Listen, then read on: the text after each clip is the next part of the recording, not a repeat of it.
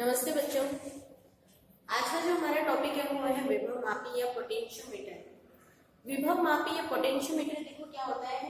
इसका मतलब है कि विभव का मापन करना। विभव का मापन हम किस प्रकार से कर सकते हैं। इससे पहले हमने दो उपकरण देखे अपने, एक तो मीटर सेतु देखा, व्हीटस्टोन सेतु देखा था, दूसरा हमारा मीटर ब्रिज था और तीसरा हमारा जो उपकरण है बच्चों वो है हमारा कौन सा, विभव मापी।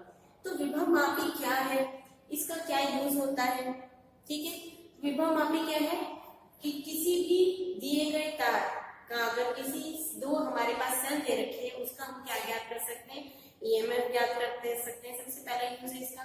दूसरा यूज है इसका, किन्हीं भी दो सेल का हम क्या ज्ञात कर सकते हैं, कंपैरिजन कर सकते हैं, उनकी तुलना कर सकते हैं इसके द्वारा।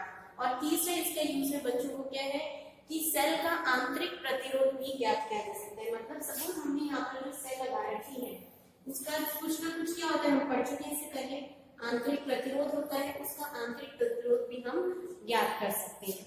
अब ये क्या होता है, इसकी संरचना किस प्रकार की गई, वही सेम चीज कि विभव मापी में जो तार दिया जाता है वो तार किस प्रकार का होता है, एलॉय से बना होता है। किससे बना होता है, एलॉय से। पहले भी हमने मीटर ब्रिज में देखा, मीटर ब्रिज में भी हमारा जो तार था वो किस एक ऐसी एलॉय का बना हुआ था जिसके ऊपर ताप के प्रतिरोध पर ताप का प्रभाव नहीं पड़ता, जिसका प्रतिरोध ताप पर निर्भर नहीं करता है। और ऐसे कुछ तार हैं जैसे कॉन्स्टेंटन हो गया, आपका मैग्नाइन हो गए, ये ऐसे तार हैं जिसकी प्रतिरोध पर ताप का कोई प्रभाव नहीं पड़ता है।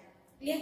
तो यहाँ पर जो तार लेते हैं वो इसी मटेरियल से बने होते हैं, ऐसे एलॉय से, ऐसी मिश्र धातु होती है। फॉर एग्जाम्पल कौन कौन से, मैग्नाइन और कॉन्स्टेंटन, ये ऐसे पदार्थ होते हैं। कॉन्स्टेंटन ये ऐसे पदार्थ होते हैं जिनके ऊपर ताप का कोई प्रभाव नहीं पड़ता है। अब यहाँ पर जो तार होता है बच्चों वो कैसा होता है, ये बहुत ही बड़ा उपकरण होता है। यहाँ पर जो तार लिया जाता है विभव मापी का वो क्या होता है, बहुत बड़ा होता है। उसको क्या किया जाता है, इस तरह से। ये तो फॉर एग्जाम्पल आपको सुटेबिलिटी एग्जाम डायग्राम आपका बहुत क्लियर और सिंपल बने, उसके लिए आपका डायग्राम इस तरह से बनाए। लेकिन एक्चुअली जो डायग्राम होता है इस तरह से होता है, यहाँ पर एक लगा दिया जाता है, कॉपर का प्लेट लगा दी जाती है, फिर यहाँ से तार ले जाते हैं, फिर यहाँ से ऐसे ऐसे इस तरह से घुमा फिरा कर तार को ले जाते हैं और यहाँ पे इसे जोड़ते हैं। तो यहाँ पर ए टर्मिनल हो गया, बी टर्मिनल। मतलब ये बहुत बड़ा तार होता है हमारे पास, 100 मीटर का ये सपोज बहुत बड़ा तार होता है। 100 मीटर का आप इस तरह से लेके तो घूम नहीं सकते, तो उसको हम क्या करते हैं, इस तरह से घुमा फिरा के उसको क्या कर दिया जाता है, छोटा कर दिया जाता है और उस रूप में उसको यूज किया जाता है। तो आपको कहीं कहीं इस तरह से भी डायग्राम देख सकते हैं। डायग्राम का मतलब क्या है कि उसको इस तरह से क्या कर रहे हैं, घुमा फिरा के, उस बड़े से तार को हमने क्या कर दिया, घुमा फिरा के छोटे रूप में यूज में ले लें, तो इस तरह से उसका क्या होगा, प्रक्रम होगा। तो अब यहाँ पे देखो सबसे पहली चीज तो हाँ, यहाँ पर क्या निकालना कि एक विभव प्रवणता वर्ड यहाँ पे देखेंगे, वो हम ज्ञात करेंगे। क्या ज्ञात करेंगे, विभव प्रवणता। अब यहाँ इससे पहले पढ़ चुके कि विभव प्रवणता क्या होती है बच्चों। विभव प्रवणता मतलब विभव में दूरी के सापेक्ष परिवर्तन। और दूसरी चीज कि यहाँ पर पोटेंशियोमीटर भी जो है वो कौन से मेथड पर बेस्ड है बच्चों, नल पॉइंट मेथड पर। कौन से मेथड पे, नल पॉइंट मेथड पर बेस्ड है। इट मींस वही कि यहाँ पर जो विभव मापी, यहाँ पर जो धारा मापी लगा रखा है, गैल्वेनोमीटर लगा रखा है, वो इस तार में देखेगा, जौकी लगी हुई आपकी जौकी के द्वारा हम देखेंगे इसे हिलाकर कि वह कौन सी स्थिति है जहाँ पर कि हमारे पास धारा क्या हो रही है, प्रवाहित नहीं हो रही, जहाँ पर शून्य विक्षेप की स्थिति प्राप्त होने, मतलब नल पॉइंट हो। तो यहाँ पर भी घुमा के देखेंगे, यहाँ पर लेके गए तो यहाँ पर सुई इधर की तरफ गई, इधर लेके गए तो सुई इधर की तरफ गई। मतलब हम देखिए कि इन दोनों के बीच में एक वो शून्य विक्षेप की स्थिति है, तो यहाँ पर फिर लेके गए तो अब सपोज इस पॉइंट में हमें पता चल रहा है कि कोई भी धारा प्रवाहित नहीं हो रही है, तो वो हमारी शून्य विक्षेप की स्थिति होगी। तो दूसरी चीज की कौन सी मेथड पे बेस्ड है, नल पॉइंट मेथड पे बेस्ड है। दूसरी चीज अगर हम यहाँ से क्या निकालना चाहें, क्या निकालना चाहें अगर हम कि यहाँ पर इसका विभव कितना है, सपोज v है, सपोज विभव कितना है यहाँ पर v है, और इस पूरा जो हमने तार लिया है इसकी लंबाई कितनी l है। क्लियर, इसकी तार की लंबाई कितनी है l, इस पूरे तार का विभव कितना है v है। तो इसकी एकांक, तो प्रति एकांक प्रति एकांक तार पर विभव कितना हो जाएगा, V/L। टोटल लंबाई कितनी है, L है। विभव कुल क्या है, तो प्रति एकांक लंबाई, प्रति एकांक तार पर विभव का मान कितना हो जाएगा, V/L हो जाएगा। और उसमें हमने एक छोटी सी यहाँ पे दूरी कितनी ले ली, सपोज ये L है, कि शून्य विक्षेप की स्थिति हमें L पर प्राप्त हो रही है।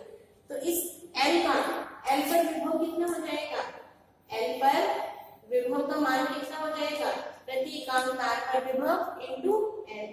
तो सीधा V/L इनटू क्या हो जाएगा। आगे बात समझ में कि प्रति मतलब किसकी प्रति एकांक लंबाई पर विभव हम क्या बोल रहे हैं, टोटल विभव अपॉन लंबाई। तो वो तो उसके छोटे से प्रति एकांक लंबाई पर विभव हो जाएगा। और अगर हमने प्रति एकांक का मान ज्ञात कर चुके हैं तो उसमें चाहे हमें कितनी भी दूरी दे दे, उसको इससे क्या कर दो, गुणा कर दो, तो हमारे पास उसका विभव का मान आता जाएगा। ठीक है, तो L लंबाई पर विभव कितना हो जाएगा, V/L इनटू L। अब यहाँ पे V/L बच्चों किसको व्यक्त कर रहे हैं, विभव में किसके सापेक्ष परिवर्तन हो रहा है, L के सापेक्ष परिवर्तन। तो विभव में दूरी के सापेक्ष परिवर्तन किसको व्यक्त करता है बच्चों, विभव प्रवणता को व्यक्त करता है। किसको व्यक्त कर रहा है, विभव प्रवणता।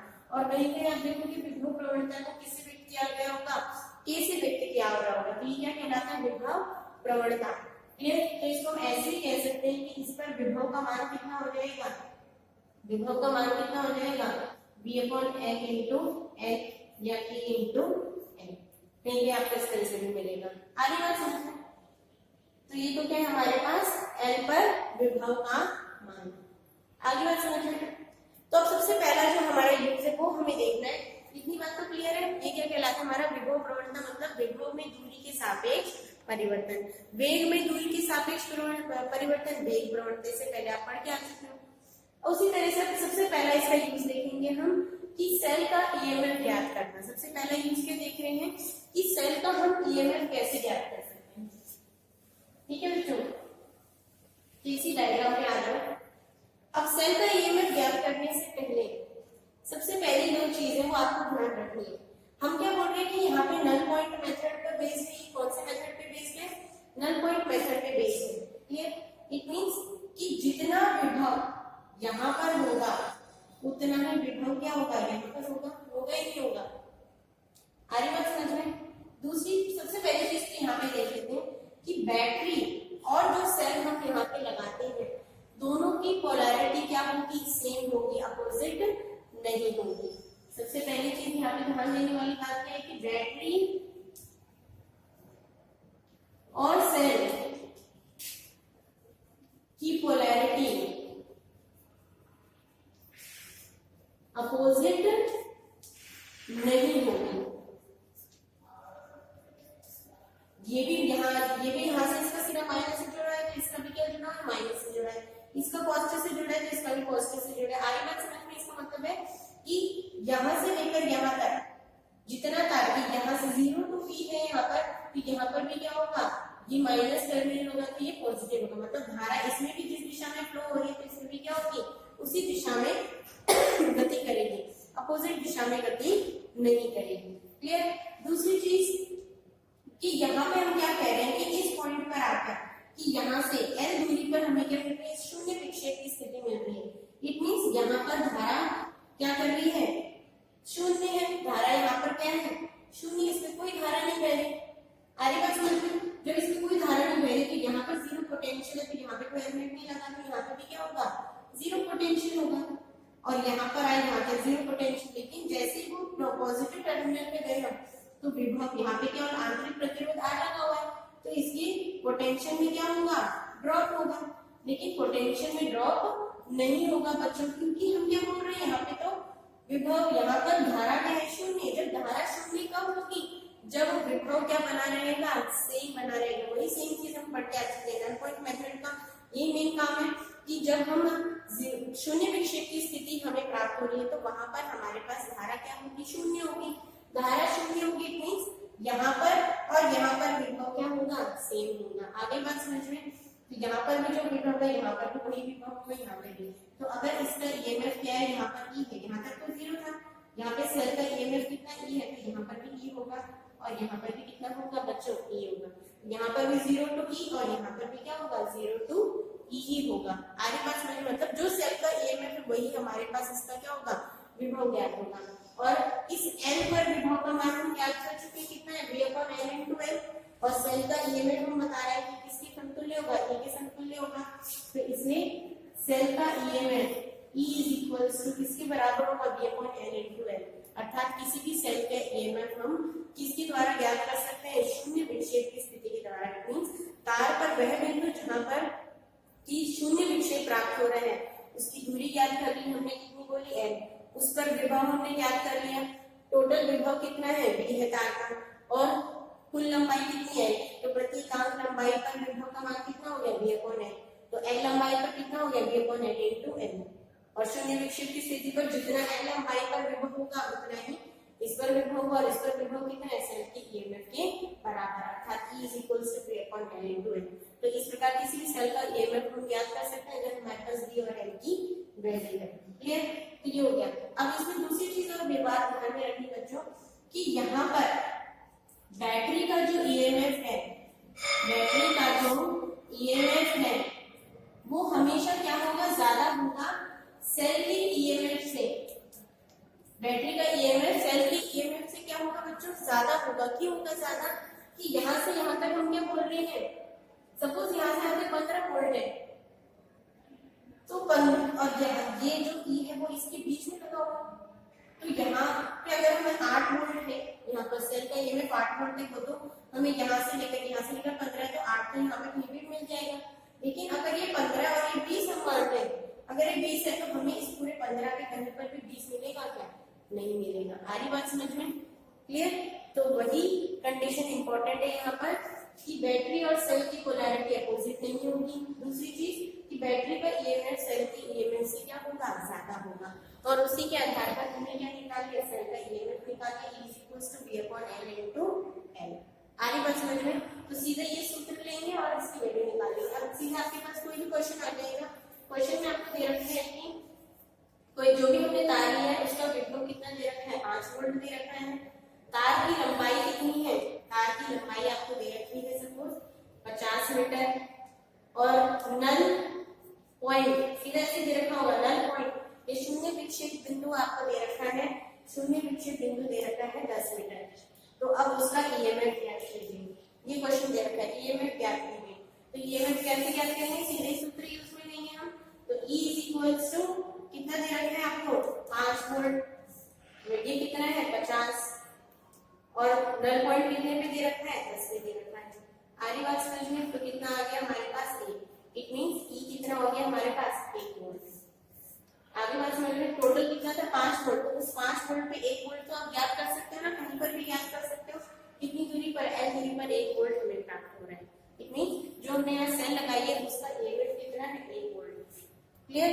तो इस तरह से क्वेश्चन आएंगे कि हमारे पास नल पॉइंट दे रखा है, लेंथ दे रखी है और इसका विभव दे रखा है, हमसे पूछ लेंगे सेल का ईएमएफ बताइए कितना है।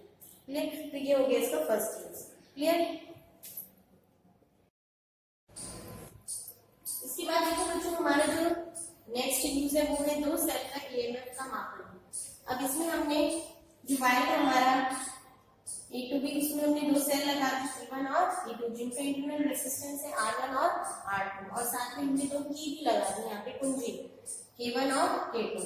की इसमें लगाई जाती है सर्किट को कब हमें बंद करना है, कब खोलना है, उसके अकॉर्डिंग हम की लगा देते हैं। कि हमें अगर सर्किट को ओपन करना है कि वहां पे हम चाहते हैं कि धारा है, तो हम क्या करेंगे, उस की को क्या कर देंगे, खोल देंगे। खोल देंगे मतलब कि यहाँ पर बीच में कोई तार ही नहीं है तो धारा फ्लो होगी, यहाँ से यहाँ तक जाके रुक जाएगी। एक तो की का यहाँ पर ये काम है, तो हमने दो की लगा दी, हमने बोल दिया यहाँ पर 0, यहाँ पे 0। क्लियर। अब हमने जो दो इमेज लगाए, इसकी दो कंडीशन लेके चलेंगे बच्चों। पहली कंडीशन कि अगर यदि केवल हमारी क्या है, क्लोज है और K2 क्या है, ओपन। अगर केवल की को हमने क्लोज कर रखा है, इसको बंद कर दिया हमने, और K2 को हमने ओपन रख रखा है, तो ऐसी स्थिति में देखो क्या होगा। अगर हमने केवल को बंद रखा है, K2 को क्लोज कर रखा है, या ये स्थिति तो हमें पता है कि यहाँ पर I = क्या है, 0 है। नल पॉइंट हमें यहाँ पर मिल रहा है, नल पॉइंट कहाँ पर मिल रहा है, L1 पे। अब मान के चल रहे हैं हमारा कि जब हमने K1 को क्लोज करा और K2 को ओपन रखा तो हमें नल पॉइंट कहाँ मिल रहा है, माना कि नल पॉइंट कहाँ पे मिल रहा है, हमें नल पॉइंट L1 पर मिलता है। कहाँ पे मिल रहा है हमें, L1 पर मिलता है। क्लियर? तो L1 पे नल पॉइंट मिल रहा है हमें। अब उसके लिए हमें क्या निकालनी है बच्चों, अपनी स्थिति निकालनी है। अब उसके लिए स्थिति ज्ञात करनी है तो कैसे निकालनी है हम, अब यहाँ पे आएगा। अब L1 पर नल पॉइंट मिल रहा है तो ये बात तो क्लियर कि जितना विभव यहाँ पर है उतना विभव यहाँ पे होगा। I इक्वल्स टू क्या है, 0 है यहाँ पर। अब दूसरी चीज की यहाँ पर तो इसका EMF कितना है, E1 है। यहाँ पर 0 है तो यहाँ पर भी क्या होगा, 0 होगा। इस सेल का EMF कितना है, E1 है। तो यहाँ पर क्योंकि R1 लगा हुआ है उसके पोटेंशियल ड्रॉप नहीं होगा, क्योंकि हमने गैल्वेनोमीटर शून्य विक्षेप की स्थिति ले रहे हैं, नल पॉइंट मेथड है। तो नल पॉइंट पर L1 भी नल पॉइंट मिल रहा है तो नल पॉइंट पे I इक्वल्स टू 0, जिसके कारण कोई भी पोटेंशियल में विभव में पतन नहीं होगा। जितना सेल का EMF यहाँ पे E1 मिल रहा है उतना ही यहाँ पर E1 मिलेगा, और क्योंकि ये बंद है तो यहाँ पर भी हमें क्या मिलेगा, E1 मिलेगा। लेकिन क्या यहाँ पर 0 है, लेकिन यहाँ से यहाँ तक E2 तो गया, लेकिन ये E2 यहाँ से यहाँ तक जा पाएगा क्या, नहीं जा पाएगा, क्योंकि ओपन कर रखा है। ओपन कर रखा है तो यहाँ पर पोटेंशियल क्या होगा, ना ही ड्रॉप होगा। अगर ड्रॉप भी हो रहा है तो भी यहाँ से यहाँ तक जा ही नहीं पाएगा, क्योंकि बीच में तार ही लगा हुआ नहीं है, कोई धारा ही नहीं बहेगी। इट मींस कि यहाँ केवल पोटेंशियल किसकी वजह से होगा, ओनली पहले वाले सेल की वजह से होगा। E1 जितना यहाँ पे उतना ही क्या होगा, यहाँ पर होगा। आगे बात समझिए, तो जितना L1 पे हमें नल पॉइंट मिला, अब K1 की को हमें जैसे क्लोज रखा तो सेल की वजह से कितना EMF विभव मिल रहा है, E1 मिल रहा है, उतना ही जितना यहाँ पर मिलेगा उतना यहाँ पर मिलेगा। यहाँ इसका कोई भी कॉन्ट्रीब्यूशन नहीं हुआ, क्योंकि हमने इसको क्या कर रखा है, ओपन रख रखा है। तो सीधा कंडीशन लगाएंगे V/L, नल पॉइंट पे कितना विभव हो गया, V/L into L, और वो किसके बराबर होगा, E1 के बराबर। ये हमारी इक्वेशन क्या होगी, बन होगी। क्लियर? इसी तरह से दूसरी इक्वेशन ले लेंगे। यदि K1 को हमने क्या रखा, ओपन रख दो, और K2 को क्या रखो, क्लोज। K1 को हमने ओपन रख दिया और K2 को हमने क्या रखा है, क्लोज रखा है। अब डायग्राम चेंज कर दो थोड़ा सा, ये ओपन हो गया हमारा और इसको हमने क्या करा, क्लोज कर लिया। तो अब क्या होगा, वही सेम कंडीशन। अब हम मान रहे हैं कि माना कि अब नल पॉइंट क्या मिलेगा, हमें अलग जगह मिलेगा, वही सेम जगह थोड़ी मिलेगा। माना कि नल पॉइंट अब हमें किस पर मिल रहा है, नल पॉइंट किस पे मिल रहा है, L2 पे मिल रहा है। कहाँ पे मिल रहा है, L2 पे। और ये ध्यान रखना बच्चों कि L1 L2 जो मिलेगा वो L1 से क्या होगा, कम होगा। ठीक है, क्योंकि जहां पर पहले आपको शून्य विक्षेप की स्थिति मिल रही थी वहीं पर एक शून्य विक्षेप की स्थिति वापस नहीं मिलेगी, तो L2 जो होगा वो L1 से क्या होगा, कम होगा। आगे बात समझिए, तो L2 कहाँ मिलेगा, कहीं अंदर की ओर मिलेगा, कहीं पर भी शून्य विक्षेप की स्थिति प्राप्त होगी।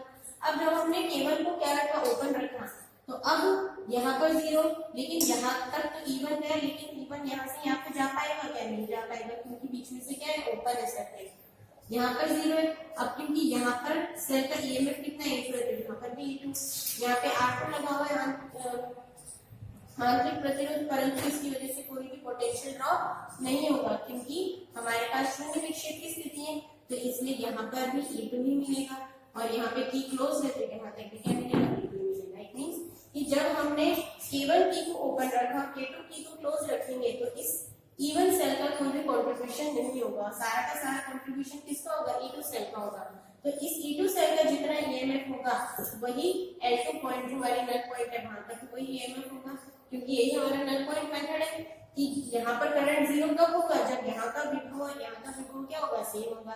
तो इसके लिए हमारे पास कंडीशन क्या आ जाएगी, V/L into L2 is equals to E2। ये हमारी इक्वेशन 2। इक्वेशन 1 और 2 का हम क्या ले लेते हैं, रेशियो ले लेते हैं। तो हमारे पास V/L से cancel, L1/L2 is equals to E1/E2। तो यही है हमारे पास रिलेशन कि अगर हमारे पास दो सेल हैं E1 और E2 है तो उसका हम क्या ज्ञात कर सकते हैं। अगर हमारे पास L1 नल पॉइंट दे रखी है तो हम, और हमें एक सेल का हमें EMF दे रखा है, तो उसी तरह से दूसरे सेल का EMF निकाल सकते हैं। और ये अगर 2 साल का ईएमएफ दे रखा है, उनकी अगर नल पॉइंट्स दे रखे हैं तो उनकी तुलना भी की जा सकती है। इन दोनों के बीच में रिलेशन है। Okay, thank you.